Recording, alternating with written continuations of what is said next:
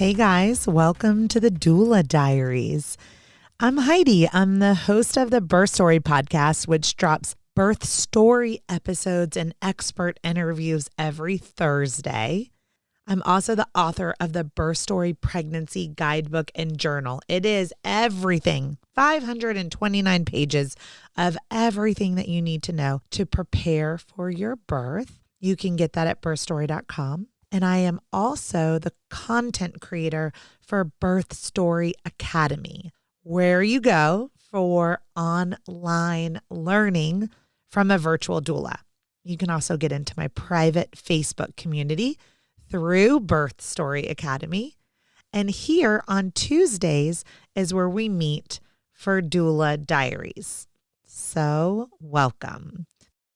Before we get started, I would love to have you guys in Birth Story Academy. It is premier childbirth education for your hospital birth, no matter what the birth looks like that you're planning. So medicated, unmedicated, a wait and see attitude, a belly birth, an induction, there is a module for all of it. And I have a blank name tag at your seat waiting to put your name on it. And the best part about Birth Story Academy is that I get to be your virtual doula. You go into my private Facebook group where I interact with you every single week and cheer you on as you plan and prepare for the birth that you want, no matter what that looks like. So I hope you will go to birthstory.com and enroll in Birth Story Academy today. Hey, Jenna, welcome to Doula Diaries. Hi, thank you for having me. I am very excited for you to be sharing about what you actually need for a new baby. So, yeah, it's not as much as you think. Remind us how many babies you have. I have 4. I had 4 kids in 5 years. So you guys, she's an expert. And her blog from parenthoodandpushups.com and same IG, Parenthood and Pushups, will be linked in the show notes so you can follow along. So we're going to really talk about what you do and do not need to put on your registry. And then you can reference it all on Jenna's blog. Sound good? There you go. All right, Yeah. Jenna. All right, let's get it started. So first I want to know, when you're building out a registry or you're thinking about shopping, like where are you recommending moms do this? You know, there are not many places that I would say give you a really good, realistic idea of what you need for a baby. Because if you're using something like a baby list registry or Buy Buy Baby or anywhere that you could buy things, they're probably going to encourage you to buy more, which is not necessarily what you need to do. I found one really good resource is this book, and she actually has a podcast as well. Her name is Diane, and she is the author of Minimalist Moms, which if you're not a minimalist, you don't have to be a minimalist in order to be able to follow what she says. But she gave me the freedom to be able to say, I don't need this for my baby. And that was a huge, huge thing for me, because there's so much pressure behind, like, you're having a baby, you need to get all of the stuff, and you really don't need it. Yeah. So you have 4 in 5 years. 4 kids. Yeah. So on number 1, did you do that thing we all do, which is buy all the things and register for all the things? Oh man, so much stuff. And we lived in a 2-bedroom, like, little townhouse, and it was filled to the brim with things. So much so that we had to store stuff also at my parents'. So like, as Emily grew out of things, I would have to store her clothes or baby gear or whatever else at my parents'. Plus, it was just like shoved behind couches and chairs and in every drawer and closet you could possibly imagine. We got all the stuff to start. So after having 4 in 5 years, like, you are now an expert on what you actually use and what you don't use and what you use for 1 kid versus 2 versus 3 versus 4. All right. So we're going to break down each of the things in your blog. So I want you to start with just talking to us about the things that you think the audience actually needs, not wants, needs. Minimalist moms over here, but like, what do you need to come home from the hospital, or if you're having a home birth, what do you need in your house or from the birth center? But what do you need for your baby on day one? Okay, so I would say just start with the basics. You need a place for your baby to sleep. They have to sleep somewhere. You could have a bassinet in your bedroom. You could also just start with a pack and play. You could just go straight to the crib. Sleep is a personal preference for a lot of people. For us, we did a bassinet, and then I would actually transition our kids into a pack and play with like the pack and play lifted for a little bit. And then they would go into their rooms and their cribs. But the thing is that every time that they were done with the bassinet, I sold it. I didn't actually keep it. So I would buy one, have it cleaned, and then sell it because it's a lot to store. So start with somewhere to sleep, total personal preference. Yeah. Okay. So I'm going to add on to that. This is not in your blog. I'm going to put you on the spot on this one. But what about a place to sleep when traveling? What did you end up using, or what do you use for sleep travel? Okay, so for a newborn, they make these really cool things. They're actual travel bassinets. They fold up super flat. The one that we had was a Brica, however you say it. Okay. And they fold flat so you can fit it in a suitcase. And then you can put it, and it has a harder mattress, so it's not like an overly fluffy surface, so you're not worried about anything. And you can put it on a bed, or you can make like a nice little nest on the floor. And we would use that until they would roll. And then once they were rolling, it was always a pack and play. Got it. Because you just want to make sure they're safe. Yeah. And another thing that I found is if you call a hotel in advance and ask them if they have pack and plays, often they have pack and plays and you don't even have to bring it. But another pro tip I found out when traveling is that if you do bring a pack and play, a car seat, a stroller, all these things, they don't charge you to check those things.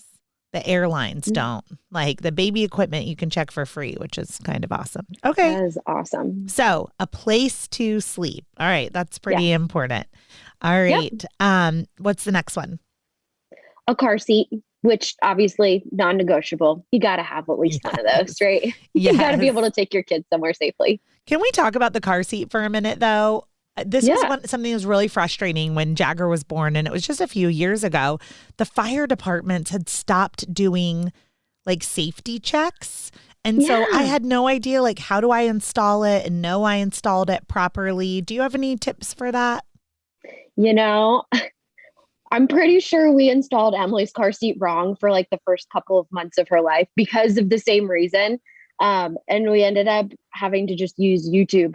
Like we just YouTubed how to install car seat correctly and put in like our actual car seat model. And that's how we figured out that we were doing it incorrectly to begin with. But yeah, if you can find a car seat check, they're hard, but if you can find one, obviously that's ideal. But otherwise, you know, use the good old Google. Yeah, we used YouTube. That's what we ended up using also. Okay, what's another must-have for the registry? Obviously diapers and wipes. You're going to go through them, whether you choose a cloth diaper or you do disposable diapers. You'll go through a ton of them.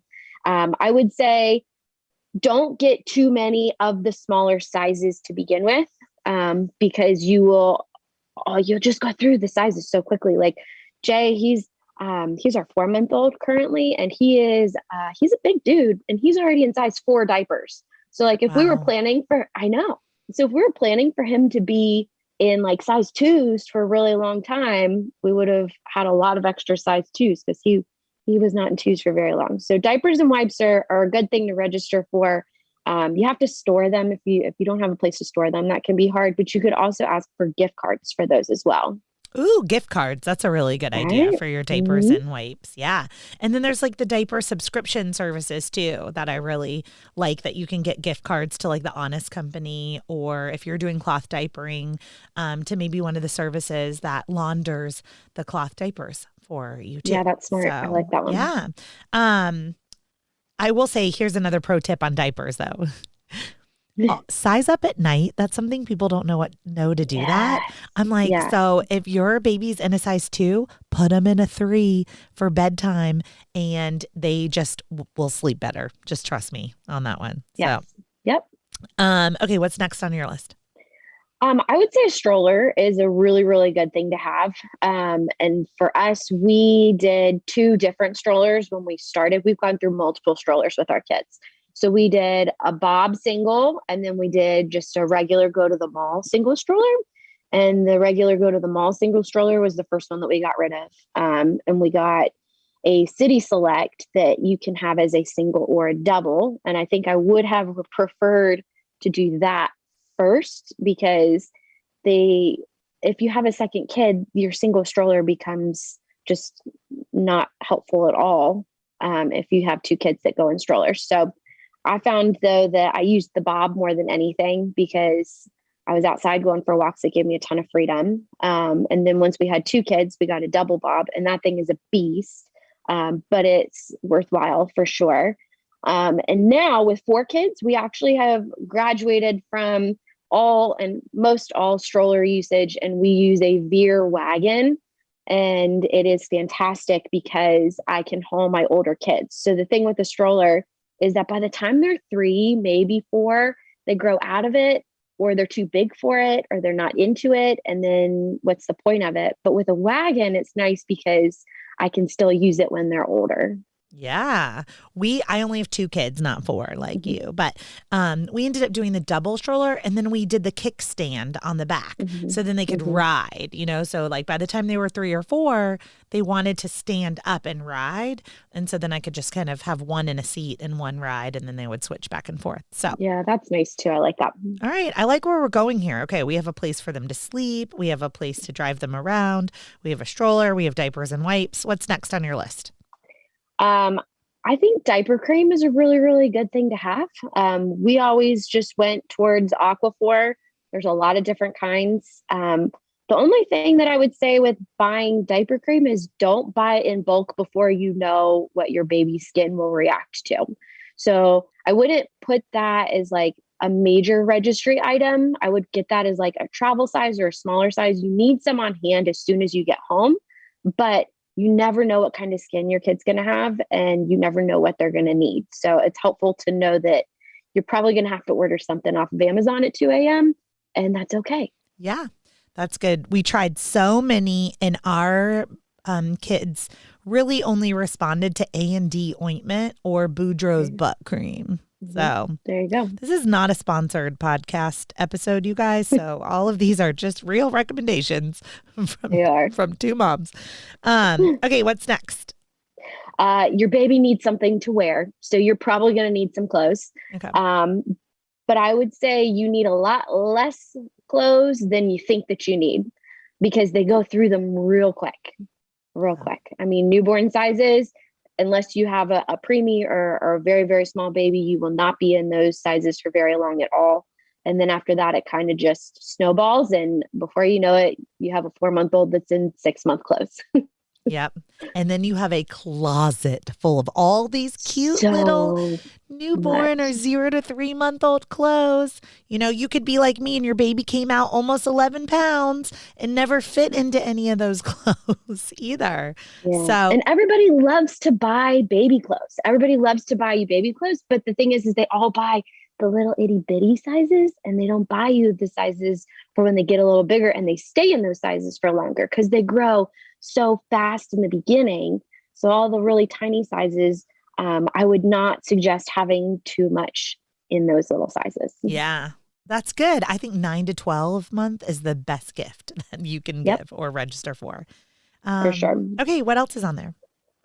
Blankets. You got to keep your kid warm. So, get some good blankets.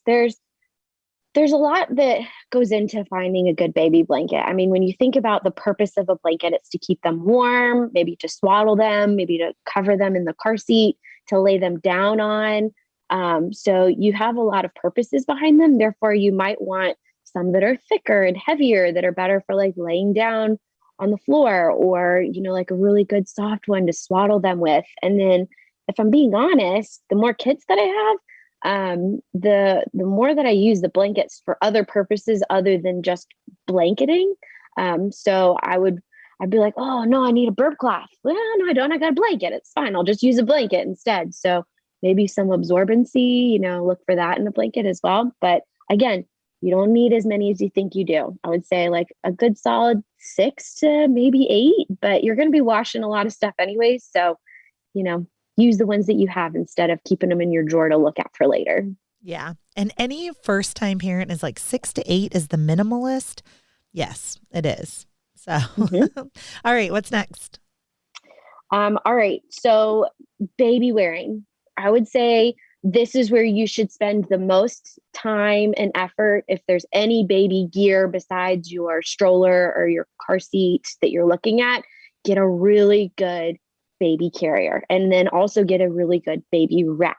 So, when you have a newborn, you can wrap them, you can keep them super close. You can use it with like just a nursing bra or nursing tank, and you can have more skin to skin benefits. And then as they get bigger and older, if they want to be forward facing or you want like a bigger, heavier duty carrier, you have one of those too. Because really, at the end of the day, your baby just wants you. And so if you can just provide that for them, they're going to be okay. So Yeah. I'd say definitely concentrate on that. Everything on your list, that's the number one for me. Like if I could only Mhm. get one thing, right? If I could only afford one thing, it would have been a good wrap or carrier. And I just wore my babies all day, all night, so I could have my hands free when I needed them. And some of my favorite pictures were like of my partner like wearing the baby too, you know? And I would That's just so come sweet. home and it would just melt my heart. And also the like babysitters. I would like hook those wraps right up on the babysitter and if they wanted to go for a walk or anything with the baby. So the wraps they're just amazing, you guys. And again, this is not a sponsored episode. So we can just kind of tell you our favorites. I use the baby Bjorn and the Ergo. What'd you use? I use the baby Catan and the Ergo. And just a side note on multiple kids, I would say I would not have survived early days of having a newborn and a lot of young, older kids without having been able to baby wear. It just makes a huge difference because then you're not trying to actually hold your baby. Your baby is safe and secure, but you also have hands for your older children. And that's a big thing. Yeah. I think a couple other brands to maybe check out are the Thule and the Beluga. So those are some to research too. So okay, what's another must have, Jenna? All right. So a secondary safe place for your baby to be. And what I mean is that they'll have their bed and then they need like one other good place where they're out of the way of the dog or the cat or older siblings or the vacuum cleaner or like right now, Jay is rolling and scooting. So it's nice when I have a place that I can put him. So I know that if I go run and wash my hands and come back, he's going to be where I left him. So we usually have a pack and play that we leave in our living room for several months. And what we do is we have it so that it's set up in little bassinet stuff, like with it for the newborn. And then as he or your child gets bigger, you can convert it into more of a pack and play, and they're contained and they're safe. But a secondary place for that, and I think that that would be preferable over any sort of like a bouncer or an exerciser or any kind of a seat because they are able to still roll around and move, but they're safe and they're contained. Yeah, they have got free movement of their body. Yep. I Right. follow an occupational therapist, Can Do Kiddo, Rachel Coley, and she Mm-hmm. really is passionate and talks about how important it is to not have your babies in all day holding devices, but so that they Mm-mm. can move their neck and their arms and their head and still be safe. So, okay, what's next? A pump and bottle supplies. Okay. Yep. So I wouldn't get too many bottles because you never know what your baby's going to want. Kind of like the diaper cream, you just never know. But it's good to have something to start with, and it's good to start right away. And I have made this mistake several times. I normally exclusively breastfeed my babies, and I am currently trying to teach my 4-month-old how to take a bottle now because I have not done a good job of getting him to take bottles from the beginning.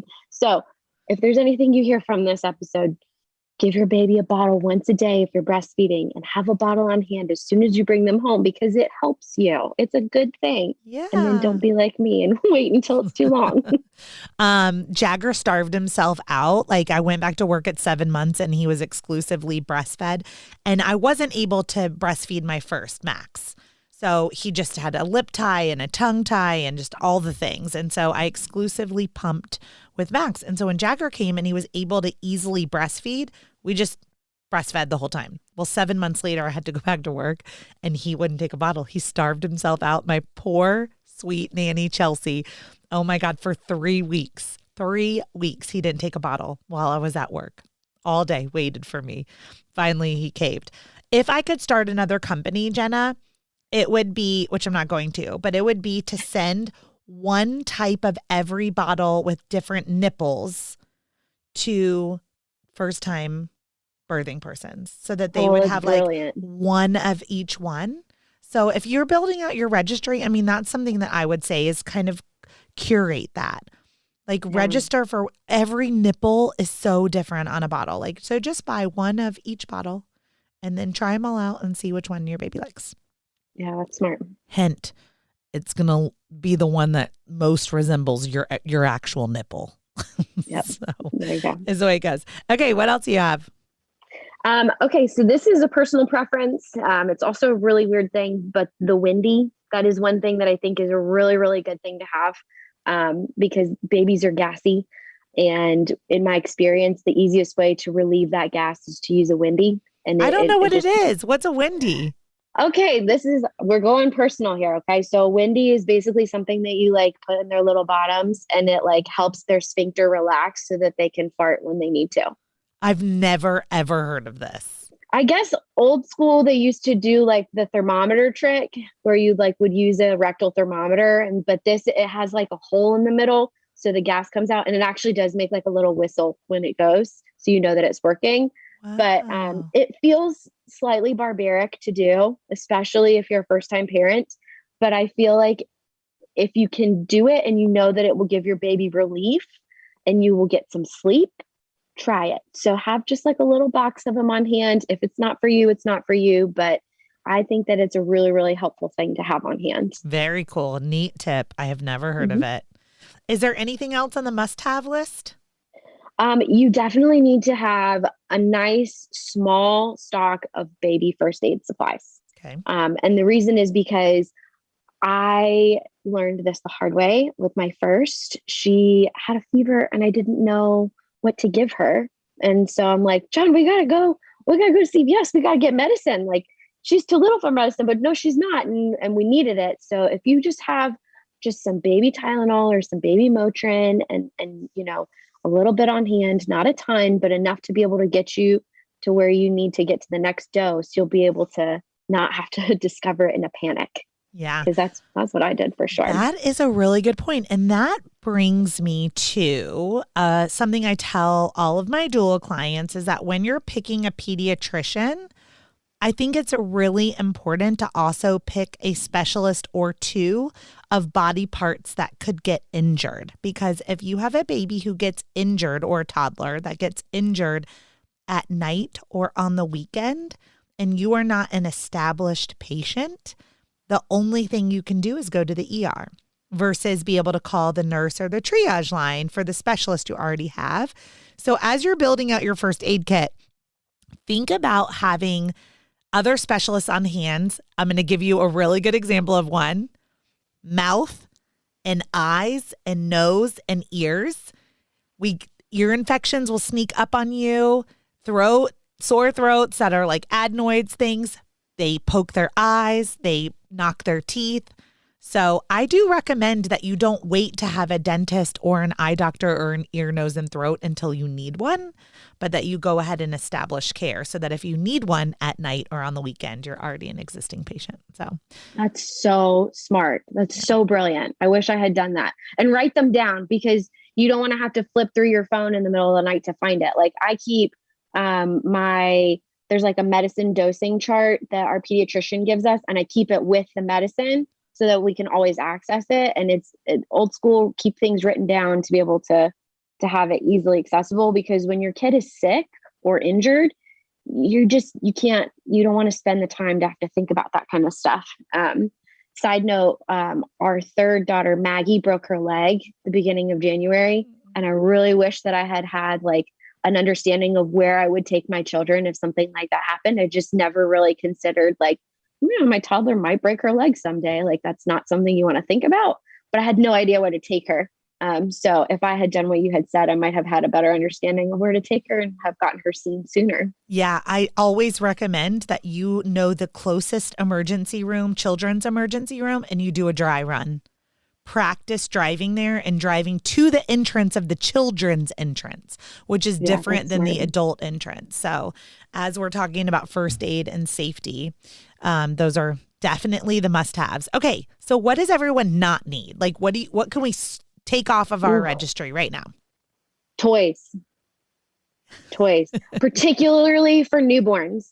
And if I was going to go back again and have all of my kids over again, I think the one thing that I would do for toys is I would ask for a Love Every subscription. Yeah. I would say, I don't need any other toys, just contribute to our Love Every subscription. And I would do that over anything else, because toys will take over your life. They will take over your house, your car, your purse, everything. And you can just do a Love Every subscription instead. And they're age appropriate and they're Montessori based and they are awesome and durable. So I would highly advise doing a Love Every subscription over any kind of toys. Yep. Totally agree. Scrap the toys. Mine are 7 and 6. And I'm still like, how is it that every weekend we're cleaning out toys? They just keep growing and growing and growing and growing. They do. And they don't use but 3 of them ever. Nope. So, all right. What else do you not need? Okay. So burp cloths are a nice to have, but not a must have, because you could definitely use them with blankets or bibs instead.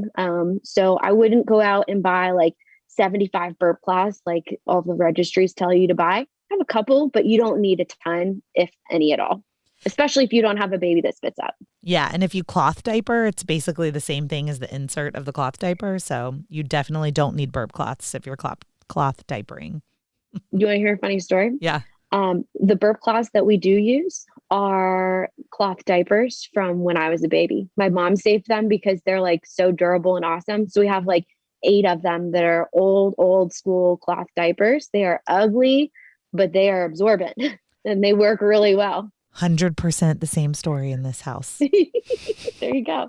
My mom, I like to call her a hoarder, but sometimes those things come in handy. But those were the burp cloths that we used too. We're straight from the diapers that I wore to my baby's mouth. There you go. All right. What else is on the don't need list? A million outfits. Clothes again and again and again. Let me tell you, you don't need as many as you think you do. Just don't. I really honestly think that they make baby clothes like Shrinky Dinks. You remember Shrinky Dinks? No. Okay, so a Shrinky Dink starts off really big, and then as heat is applied to it, it gets really teeny tiny. And that's like totally baby clothes. You think that it's like, oh man, this is a size 6 month. It's going to fit him for forever. No, after 3 washes, they'll probably be too small. So don't get too many baby clothes because they're going to shrink and you're going to grow out of it really fast. Just, buy as you need them. Yes. Or I ask for people like when they're like, oh, what do your kids need for Christmas? Or what do your kids want for their birthday? I'm like, oh, they could use like 3 or 4 new outfits, or they could use a new pair of pants. And it's like a nice practical gift idea instead. But don't register for 8 million outfits. You're not going to need them. Nope. And just stick with pajamas. Just stick with like the onesies and the jammies. Mine they never needed, like, you're not going to, trust me, you are not going to want to put jeans on your 1-year-old. Have fun with that. But like some jammies, jammies all day, great. Yeah, for real. For real, especially socks. We're in the sock battle right now. I'm like, you know what? Forget it. Yeah, they're just going to rip them off. So don't do it. And on that note too, I see the next thing on your list goes along with this, and that is shoes. Shoes. Baby shoes are so cute, but they're so unpractical. They're just, they literally are just going to take up space in your closet, honestly. So maybe for like, okay, so when your baby is baptized, it's nice to have like a nice pair of white shoes to complete the outfit. Or if you have family Christmas pictures or something where it's a formal event, sure, have a good pair of shoes. They'll wear once, you'll put them in a bin and you won't wear them again. But don't buy shoes, honestly, until they're really walking outside and they need them to protect their feet. And then at that point, I would say have like a good pair of outside shoes, one pair of nice shoes, maybe a pair of rain boots, and that's it. Yeah. And all of the good physical therapists and occupational therapists will tell you the best way to teach your children how to walk is barefoot. They need to learn how to walk barefoot. So you want them walking and running as much as possible without shoes on before you put shoes on them too. So, right. Okay. Anything else on the don't need list? Yeah. So there's one final category. It's called single purpose bulky items. And what I mean by that are multiple bassinets, swings, bouncy seats, exercisers, jumpers, all of those like things that you can put babies in, but they have one purpose. And once they are no longer used, they are just dust collectors. And I mean, they're not always very good for your baby for their development anyway. So I would say if you are standing in the bye-bye baby aisle of exercisers and you are stressing out about which one to get with all the features and the lights, don't get it. You don't need it, because by the time they can use it, by the time that they actually enjoy it, they don't want to be in it anyways, because they'll probably be gaining some sort of movement ability and all they're going to do is move. So it's a waste of space, a waste of money. And it's extra stress on a mom to be that you don't need. Yeah. I will say the only thing that I would suggest in a single purpose bulky item category that you do need would be maybe a high chair. But you can have a lot of different kinds of high chairs depending on what your living space is. You can have a space saving one. You can have one that attaches to a chair. You can have one that attaches to a counter. I have a big, huge one. If I was going to go back again, I would probably find one that took up a smaller footprint. Mine doesn't even fold up for storing. Like sometimes the legs will kind of collapse together for storing, and mine doesn't. So once my kids are finished with it, I will get rid of it. But I have also consistently had a child for the last however many years in a high chair. So it has been okay for us. But if you can help it, don't get a bunch of swings and bouncy seats and stuff. Just don't do it. Nope. It goes back to what the must-haves are. That pack and play and a carrier, right? There you go. So cool. Jenna, thanks so much for being on Doula Diaries and walking us through like what we actually need to put on our registry for our baby. That was really fun. I will link to your blog post on parenthood and push-ups in the show notes. Thanks, Heidi. All right. Talk to you soon. Thanks for listening to Doula Diaries. Before you go, don't forget to check out Anja Health at anjahealth.com, ANJA health.com, and really look into cord blood and tissue banking. As a parent of a child with cerebral palsy, I know how potent and powerful stem cell transplants can be. And I don't have the opportunity to do that for my child. So I ask you, as you're planning and preparing for the birth that you want, no matter what that looks like, that you will consider cord blood and tissue banking as an insurance policy, because we just don't know how our birth is going to go, or if our children are going to get childhood leukemia, cancer, heart disease, liver disease, diabetes. Cord blood and tissue banking is the future of science. I am so excited to see in 20 years, 30 years, 40 years, how our children might be able to use their cord blood and tissue stem cells in order to heal their adult bodies. Isn't that so cool to think about? All right, anjahealth.com. Use code BIRTHSTORY for $100 off. There is also a special link in the show notes to help you get there. Thank you for letting me share about Anja and Doula Diaries. I hope you enjoyed this week's episode.